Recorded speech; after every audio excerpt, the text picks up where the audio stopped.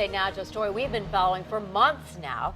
A woman who stole thousands of dollars from a Jewish temple in Norfolk will not serve jail time. This morning, Leslie Bradner pleaded guilty to stealing from her former employer. Yeah, Bradner handled the finances for the temple, and only 10 on your side was in court this morning. Our Jason Marks was there, and Jason, Bradner took a lot of money. Deanna, she pocketed more than $60,000. She left the job, and months later, an outside auditor discovered the missing funds.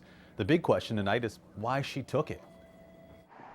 It's a sad situation for both the temple and for Leslie and her family. That situation has come to an end.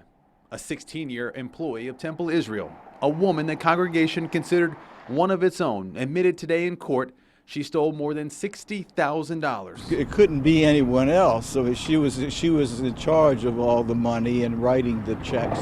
Leslie Bradner worked at the temple for nearly 2 decades. She suddenly left in September 2014.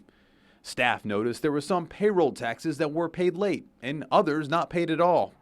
An outside auditor looked into the synagogue's books and discovered the missing money. We're glad that it's over because this was we trusted the lady. The stealing started in 2001 and ended when she resigned. Bradner pleaded guilty to the crime today. The one thing we will never know is why she took the money. We're not going to really address that. It's done, it's over, and I think, like I said, people are just trying to move on at this point. Bradner's attorney did tell the judge she is seeing a mental health specialist. Since this was her first dealing with the law, the judge decided not to give her any jail time. As for the money, it's already been paid back by Bradner's father.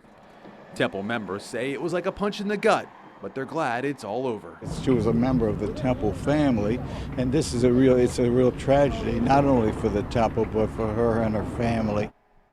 Bradner was given 4 years in prison, but the judge suspended all that time as long as she keeps out of trouble for the next 5 years.